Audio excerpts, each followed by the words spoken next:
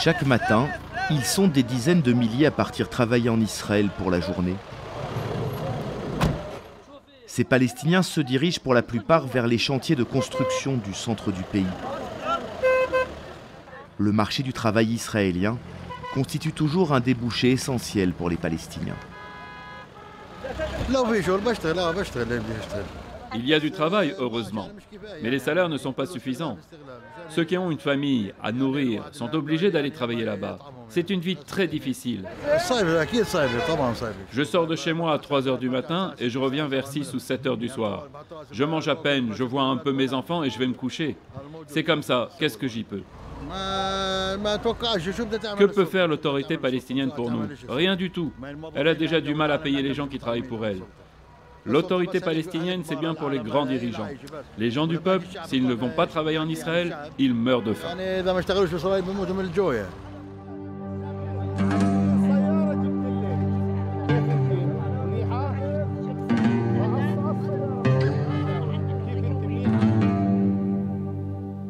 Pour échapper à ce quotidien de forçat, pour tenter de se bâtir un avenir au sein de la Cisjordanie, le village palestinien de Farha tente une expérience originale, affirmer son indépendance à travers l'agriculture biologique. Je m'appelle Mustafa Ahmad. Je suis le président du conseil municipal du village de Farhat. 1800 Palestiniens habitent ici. C'est le premier village écologique de Palestine. Nous sommes principalement des agriculteurs, des paysans. Nous tenons à travailler notre terre parce que la défense des terrains cultivables, c'est la meilleure défense contre la colonisation israélienne. C'est notre plus grande force. Il est évident que le conflit entre Israël et nous porte principalement sur les terres. En fait, il s'agit de politique, pas seulement d'agriculture.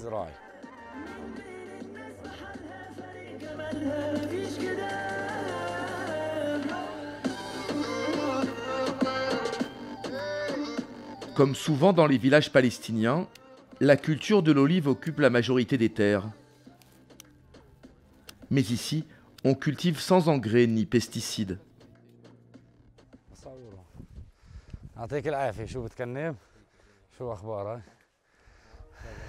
Ça va, ça présente bien? Tu commences à tailler tes oliviers? Oui, je commence juste après la saison de la cueillette et je continue jusqu'au mois de mars. Nous sommes une ferme écologique, nous n'utilisons aucun produit chimique. Mais tout autour de nous, oui, ils s'en servent, notamment pour enlever les mauvaises herbes. On me dit souvent, mais t'es complètement idiot de faire de l'agriculture biologique. Ils disent cela parce que je possède des terrains assez étendus. Et la quantité d'huile que nous obtenons avec nos olives peut être très variable d'un endroit à l'autre. Les rendements ne sont pas forcément stables, mais je préfère rester comme ça pour faire progresser notre projet. En 1967, lors de la guerre des 6 jours, la Cisjordanie, alors occupée par la Jordanie, a été conquise par Israël.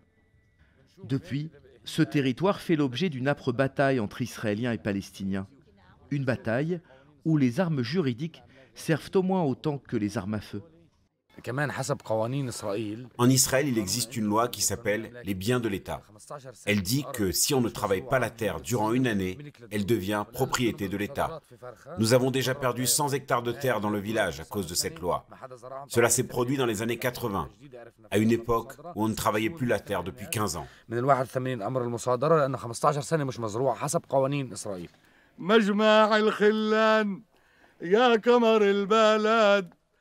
Un peu plus loin, un potager biologique fait office de ferme-école.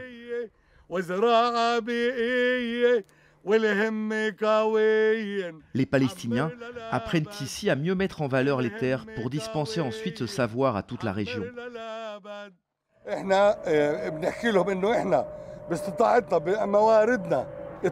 Nos ressources de base comme la terre, la paille, les pierres ou la pluie, nous pouvons nous en servir pour créer un excellent modèle agricole.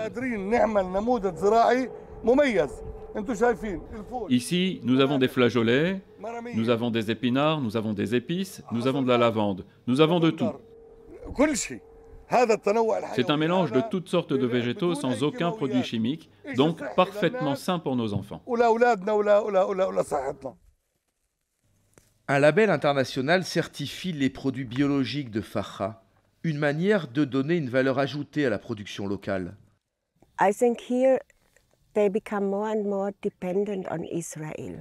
Ici, les gens deviennent de plus en plus indépendants par rapport à Israël.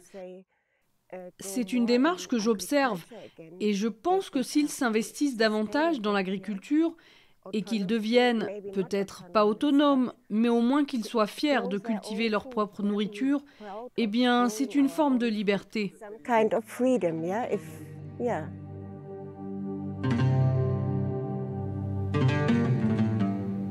Le village mise aussi sur les énergies renouvelables, avec cette centrale électrique solaire posée sur une colline.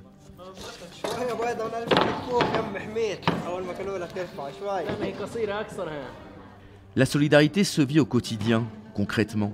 De longue date, l'école primaire du village avait besoin d'un toit pour protéger la cour. Les habitants se sont organisés eux-mêmes pour faire les travaux. À chaque fois que l'on s'adresse au ministère de l'Éducation, on nous répond qu'ils n'ont pas la possibilité de venir faire les réparations. C'est pourquoi nous avons dû prendre les choses en main avec les autres élus du conseil municipal. Nous nous sommes engagés à fournir aux écoles du village tout ce dont elles manquent. Par exemple, il y a 3 mois, il y avait un problème avec l'électricité qui tombait tout le temps en panne. Eh bien, nous l'avons réparé. Ça, c'est pour les écoles. Mais nous avions un problème d'eau dans le village aussi. Chaque mois, nous perdions 120 mètres cubes parce que les tuyaux fuyaient. Nous avons demandé à des experts de venir, ils ont identifié le problème et on a pu le régler. Cette volonté de prendre son destin en main se nourrit de convictions politiques. Le village de Farha a toujours été dirigé par des communistes, traditionnellement méfiants envers l'autorité palestinienne.